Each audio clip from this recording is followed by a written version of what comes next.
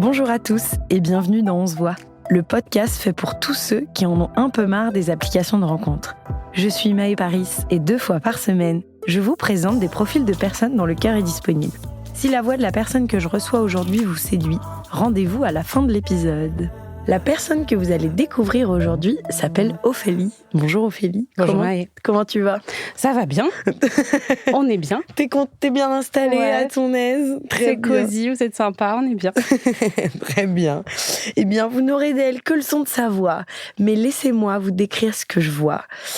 Ophélie a les cheveux très bouclés, bruns. Tu portes un pull rose et j'ai vu des baskets léopard. Ça, c'était la petite touche. Attends, on n'est pas sur du léopard, on est quand même sur du snow léopard. Du snow léopard, oui, un léopard blanc. Ouais, on est sur un tigre des neiges un peu. Là, Très bien, voilà, t'es très souriante, tu es plutôt naturelle et tu as une montre. Voilà, est-ce que t'es quelqu'un qui aime être à l'heure en général ? Tu l'as été aujourd'hui en tout cas. Je l'ai été et c'est la montre de mon papa. C'était la première montre qu'il a achetée quand il a eu ses premiers salaires. D'accord. Et qui m'a passé maintenant il y a 1 an pour un dépannage et je ne lui rendrai pas. Donc papa, désolé. Tu t'y es fait. C'est ça. Très bien, et bien voilà. Est-ce que pour compléter, pour ceux qui nous écoutent, tu veux compléter avec un sosie ? Est-ce qu'on te dit parfois que tu ressembles à quelqu'un ? On me dit assez souvent, c'est précis. Hein, J'en ai un, moi. Ah, tu me diras, c'est même, ouais. Que je ressemble à Marion Cotillard dans Les Petits Mouchoirs. Ok, alors d'accord. C'était pas celui-là, mais il marche aussi. Et moi, je trouve que tu as des airs de Laura Felpin. On te l'a jamais dit ? Non, jamais. Un peu dans les yeux, rieur et tout, non. Mais je vois pour la coupe de cheveux et ok, très bien. Bah moi je trouve que pour aider nos auditeurs et auditrices, un mélange de Laura Felpin et de Marion Cotillard dans Les Petits Mouchoirs, c'est déjà une bonne indication. Tu nous disais que tu étais originaire de région parisienne. C'est quoi l'habitude de ton enfance que tu préférais ? Pouvoir tout faire facilement. Me dire que tout était accessible, que ce soit dans Paris ou partir facilement quelque part. Ouais. Et j'ai toujours eu cette habitude qui est très ancrée. Et c'est dès que je suis pas dans une grande ville, c'est quelque chose qui me désarçonne. Qui te manque. Ouais. Et quand tu étais enfant, vraiment en tant que la petite Ophélie, est-ce qu'elle avait un petit truc, une habitude, quelque chose que tu aimais manger, une activité que tu avais que quand tu y penses, tu dis que c'est une bonne période, l'enfance ? Petite ou un peu plus grande ? Enfant. Ça c'était particulier. Moi, j'étais en sport-études quand j'étais enfant et ado. Ah, d'accord. Donc, pour quel sport ? J'étais danseuse classique. Waouh ! Je faisais 30 heures par semaine. Purée, d'accord. Ouais. Donc enfance un peu biaisée, on va dire, là-dessus. Mais cette habitude, en fait, d'être complètement dans un autre monde pendant plusieurs heures par jour, ouais. Et puis de ressortir et d'être dans l'effervescence parisienne, et en sortant de mes cours de danse, d'aller m'acheter le goûter le plus sucré, le plus gras possible, pour compenser des 5-6 heures que je venais de faire de façon intensive. Qu'est-ce que, à refaire, tu referais ça, le sport-études ? Parfois, c'est un peu controversé. Il y a des gens qui trouvent que c'est trop comme rythme pour des enfants. Qu'est-ce que t'en penses, toi, avec du recul ? Ah non, moi, j'ai adoré. Après, je trouve que c'est un milieu qui est très dur et je me suis arrêtée sur blessure, donc c'est encore autre chose. Mais je pense que ça m'a permis de passer la scolarité, on va dire. Parce que c'était pas mon truc. J'avais beau être bonne élève, c'était pas ma passion. Ok. Et je sais que ça peut être très dur et que c'est très contraignant et qu'il faut suivre autant à l'école que dans la discipline qu'on a. Mais pour le coup, j'ai trouvé que c'était hyper enrichissant et que ça m'a fait grandir. Alors très vite, peut-être trop sur certains aspects, mais je le regrette pas. Je le referai. En revanche, si un jour mon fils me disait « Maman, je veux faire du sport-études », j'hésiterais un peu. Ouais, ça, c'est toujours... Oui, tu le dis, du coup, t'es maman. Ça précède ma prochaine question. J'allais te demander de quand datait ta dernière grasse matinée.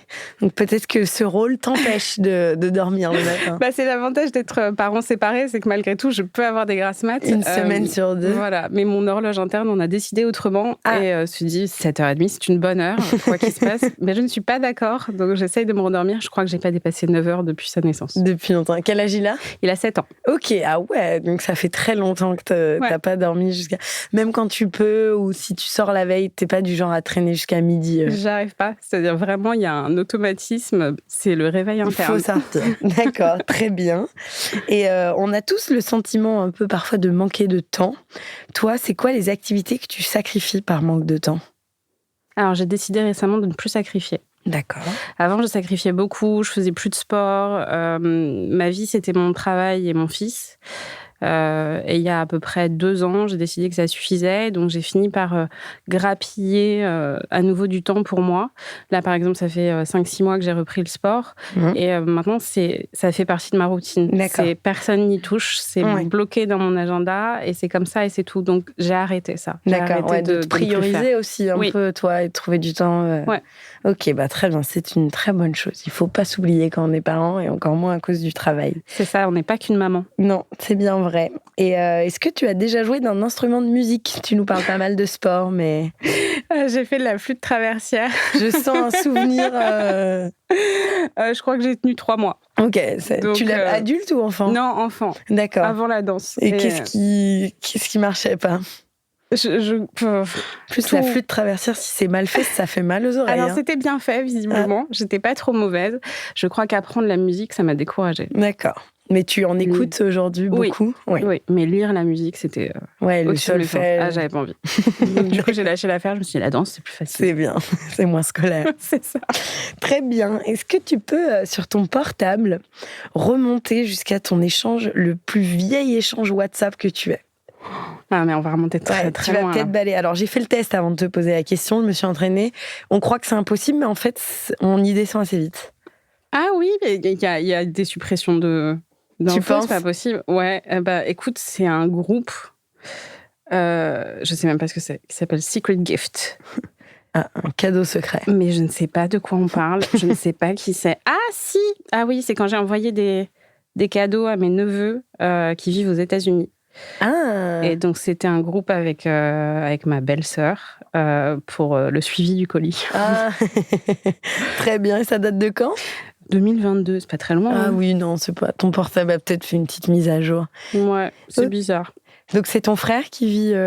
Non, c'est mon ex. Ah, d'accord. Qui a sa sœur qui vit là-bas. Ok, très bien. Voilà. Et donc, vous êtes restés en contact pour les petits, d'accord. Tu t'avais envoyé des petits cadeaux. Exactement. T'es quelqu'un, t'aimes bien ça, faire des cadeaux ? J'aime bien faire des cadeaux de façon spontanée. J'aime pas le côté obligatoire, l'injonction d'offrir des cadeaux à des moments précis, les anniversaires, Noël, etc. Je préfère la spontanéité et me dire que je peux faire plaisir à quelqu'un en faisant quelque chose qui va être hyper spontané, justement, hyper personnalisé, très vrai sur le moment et sans m'imposer de trouver forcément la meilleure idée qui soit à un événement précis. Ok, d'accord, très clair. Et est-ce qu'il y a un sujet qui te passionne en particulier dans la vie ? Genre un sujet en particulier ? J'ai un petit côté geek de l'aviation. Ok, l'aviation, d'accord, très bien. Donc il y a ça, et petite passion pour les plans de métro aussi. Je sais, c'est bizarre tout ça, mais... Ok, alors, d'accord. Alors, j'ai plein de questions qui émanent. Qu'est-ce qui te fascine dans les plans de métro ? En fait, c'était une façon que j'avais avant de pouvoir beaucoup voyager, d'apprendre à connaître une ville et comment s'y déplacer. Attends, mais genre... Je crois que je comprends. Genre, tu t'amuses à apprendre des plans de métro par cœur dans des pays où tu n'es jamais allé. En fait, je ne m'amuse pas à les apprendre. C'est que j'ai une mémoire photographique. Donc, le simple fait de les regarder 2-3 fois fait qu'ils sont intégrés. Mais c'est trop bien d'être avec toi. Tu veux pas partir en Asie avec moi? Les métros en Asie, c'est ma phobie. J'ai pas encore fait, j'avoue, ça j'ai un peu peur. Et donc, j'avais ce truc finalement de me rendre compte que quand j'arrivais dans une ville pour la première fois, j'étais capable de me repérer et de me diriger par rapport à cette connaissance du plan de métro. D'accord, ça te rassure un peu d'être ancré dans l'espace. D'accord, c'est ça. Okay. Et j'allais te demander si tu avais des gens autour de toi avec qui tu peux parler de tes passions autant que tu veux. Peut-être que les plans de métro, c'est très niche. Mais l'aviation, est-ce que tu partages cette passion avec quelqu'un, un membre de ta famille, un ami? Non, personne n'a la même passion que moi, mais par exemple, donc le père de mon fils, on est restés très proches, on est les meilleurs amis du monde. Trop cool. Donc c'est très chouette, donc on se parle de plein de trucs. Et ça, je vais pas dire qu'il partage, mais ça l'intéresse quand je lui raconte des trucs, quand j'ai des anecdotes. Donc c'est plutôt sympa de pouvoir lui en parler. Et si ton fils te dit qu'il veut être pilote d'avion, ça... j'ai commencé à transmettre le truc à mon fils déjà. Trop bien. Donc quand il voit un avion, il dit « Maman, sors ton téléphone, il faut qu'on regarde. C'est quoi comme avion? C'est quel modèle? Il va où? Il part d'où ?» Ok, c'est ça. Quand tu dis que t'es passionné par l'aviation, t'aimes bien savoir où vont les avions ou plutôt j'y connais rien. Alors les marques d'avions, un peu tout. Ok. C'est un peu tout. Je suis pas capable de piloter un avion. J'ai pas encore envisagé de passer mon brevet de pilote. Ouais, t'aimerais pas pour autant ça? Je suis pas sûre. Ok. T'as le permis de conduire déjà ? Oui, mais alors, en fait, je trouve que je pilote déjà tellement de trucs dans ma vie que si je peux éviter de conduire, piloter autre chose, je suis bien. D'accord, on s'arrête là. Je me laisse transporter. Ça doit être mon côté parisien aussi, ça. Oui, non, mais très bien, ça s'entend. Et du coup, en parlant de ça aussi, de piloter plein de choses, c'est quoi ta manière à toi de planifier tes vacances ? Oula, ça dépend tellement de la destination que... Au global, t'es plutôt tableau Excel ou tu réserves rien à l'avance ? Non, je suis tableau Excel. Ok. Pas d'hésitation. Non, je suis très tableau Excel. Ok. Ouais, c'est très, très charté, très organisé, mais sur la globalité. C'est-à-dire qu'une fois que je suis sur place, non. Ouais, t'es pas en mode, ok, à 9h, en petit déjeuner, à 11h, on est... Ouais. C'est juste le déplacement, l'hébergement, où ça, je laisse rien au hasard. Et après, une fois que j'y suis, je fais ce que j'ai envie de faire. Ouais. Très bien. Et il y a pas longtemps, il y a Tristan Lopin, je sais pas si tu vois, c'est un humoriste. Ah bah voilà. Je suis allée le voir à l'Olympia. Ah bah, tu vois. Et bah, il a sorti, on a vu une vidéo passer sur les réseaux où il disait que quelqu'un qui n'a vu ni Titanic ni Friends, c'est grave un red flag. Est-ce que t'es d'accord avec lui ? Ne pas voir, ok, ça peut être un red flag. Ne pas aimer, non. Ah. Je distingue les deux. Ouais, effectivement, ça peut être un red flag. Il faut avoir vu les classiques, quoi. Ouais. T'aimes bien, toi, le cinéma ? J'aime bien, mais c'est pas essentiel dans ma vie, quoi. D'accord, très bien. Et si on parle de relations amoureuses ? Oui. Parce que tu es venue pour ça. Ah bon ? On parlait donc du fait que tu étais toi-même maman aujourd'hui. Est-ce que ce rôle, il influence ta recherche amoureuse ? Est-ce que tu as des critères supplémentaires par rapport à avant ? Non, je me suis rendu compte d'une chose au fur et à mesure des années aussi, c'est que, donc comme je disais tout à l'heure, je ne suis pas qu'une maman. Ouais. Moi, je suis une personne, je suis moi, je suis une amie, je suis une maman, je suis la fille de mes parents, je suis une sœur, je suis tout ça. Et je serai une amoureuse dans les prochaines relations. Mais j'ai pas... Je veux pas changer ma recherche, qui en plus n'est même pas avec des critères, n'est même pas chartée. Parce que déjà, un truc très simple, je ne cherche pas de beau-père pour mon fils. Ouais. Donc à partir de là, pour moi, la relation, elle est entre lui et moi, entre le futur et moi. Et mon fils, à un moment, sera intégré à tout ça, mais il n'y a pas de recherche de figure paternelle. Donc, d'accord, oui, elle existe déjà. Et... Voilà, il est très présent, donc il n'y a pas de problème. C'est vraiment me dire que j'ai quelqu'un qui est là pour moi, pour nous, pour notre relation, et qui n'est pas là pour occuper un rôle particulier. Ok, très bien. Très bien, c'est bien. Puis ça ôte la pression à ceux peut-être qui n'osaient pas t'écrire. Mais c'est très bien de le voir comme ça. Et c'est quoi le pire endroit qu'on puisse te proposer pour un date ? Un endroit où il y a trop de bruit. Ok. J'ai un gros problème avec le bruit, le fait de ne pas s'entendre et de me dire que je n'ai pas compris tout ce qu'on vient de me dire parce que la musique est trop forte. Ouais, le date gênant. Et du coup c'est ça. Ça, non, on ne fait pas, s'il vous plaît. Un truc cool, sympa, mais pas ça. Calme, ok, très bien. Et est-ce que tu disais que tu n'as pas vraiment de critères, mais est-ce qu'il y a un truc physique sur lequel tu penses ne pas pouvoir déroger ? Un must-have obligatoire pour l'homme dont tu pourrais tomber amoureuse ? Non, franchement non, parce que... En fait, quand j'ai une espèce de liste dans ma tête, je me rends compte que tous ceux que j'ai eus dans ma vie ne cochaient absolument pas les critères. C'est souvent comme ça. Et qu'au final, il y a plus des choses qui peuvent me faire flancher, mais qui peuvent être différentes d'une personne à l'autre, que quelque chose d'obligatoire. Ok, d'accord. Et est-ce que tu pourrais être avec quelqu'un qui n'est pas tactile ? Est-ce que c'est quelque chose qui est important pour toi ? Ouais, c'est important, mais il faut savoir être modéré. Oui, d'accord.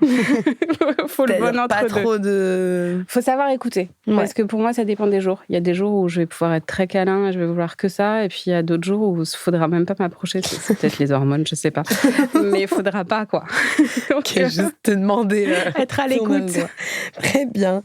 Et est-ce que en amour, tu as des red flags et des green flags un peu propre à toi, que tu voudrais nous partager ? Alors, le red flag, pitié, si vous êtes en couple, dans quoi que ce soit comme relation, ne m'écrivez pas. Putain, mais c'est un truc de fou, le nombre... Et alors, je vais pas te mentir, c'est que des femmes qui nous disent ça, qui nous disent en red flag, si t'es mariée ou t'es maquillée, m'écris pas. Donc, c'est vraiment quelque chose qui t'arrive, enfin, tu le vis au quotidien. Oui, oui. Oh là là. Oui. Et puis toujours avec un peu ce syndrome de « mais tu me sauves ». Non, je te sauve de rien du tout. Prends tes responsabilités et juste, un moment, fais tes choix. Mais oui. Donc ça, vraiment, pour moi, c'est le gros red flag. Bah, bien sûr. Mais oui. Ah ouais, c'est un enfer. Et il y en a beaucoup. S'il y a des hommes en couple qui nous écoutent de manière sérieuse... Arrêtez. N'écrivez pas. Ouais, donc ça, non, c'est pas possible. Et green flag, j'aime beaucoup écrire.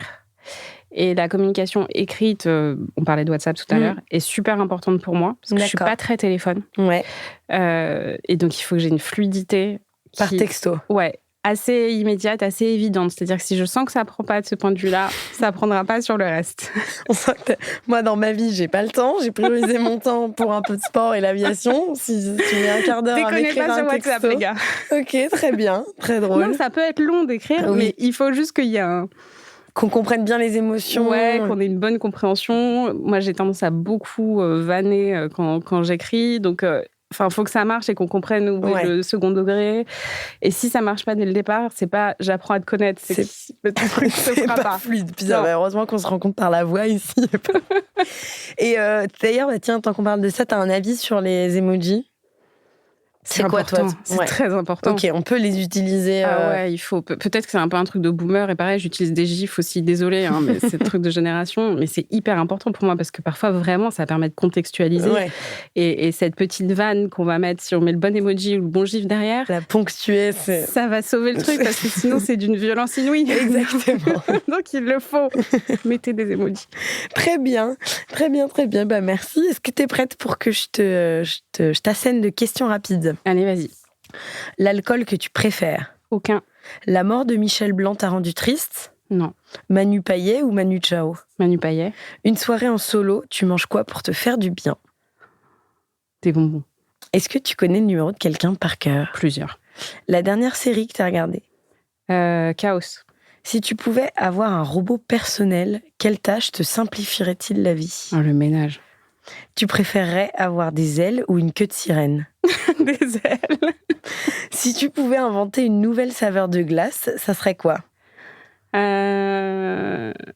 Caramel, brownie et noix de pécan. Je pense que Ben et Jerry, ils ont déjà dû penser à ça. Non, parce que je suis allergique aux produits laitiers, donc ils ne l'ont pas. D'accord, très bien. Il faut lancer là. Hein. Il y a peut-être un concept. Est-ce que tu as ou tu aimerais avoir un animal de compagnie? Non, j'en veux pas. Est-ce que tu as une superstition un peu folle que tu suis malgré tout? Non. Tu pourrais évoluer au sein d'un trouble? Surtout pas. Mots croisés ou sudoku? Sudoku. Ouais, d'ailleurs, on dit sudoku ou sudoku? Je crois qu'on dit sudoku. Ok, d'accord. Mais toi, plutôt sudoku. Laissons les gens décider ce qu'ils préfèrent.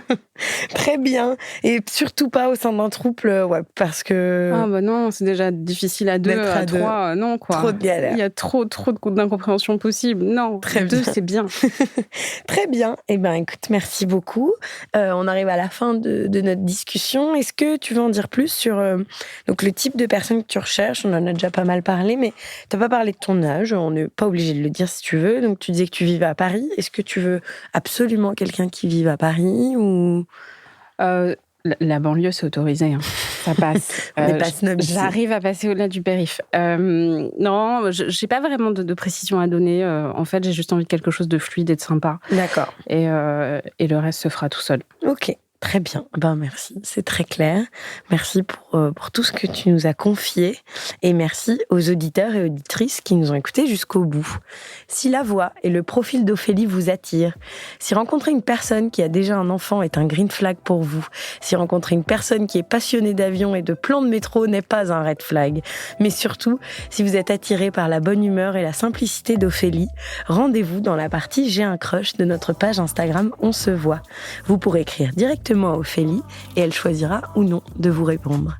Merci. Merci Maë. Et à bientôt dans On se voit.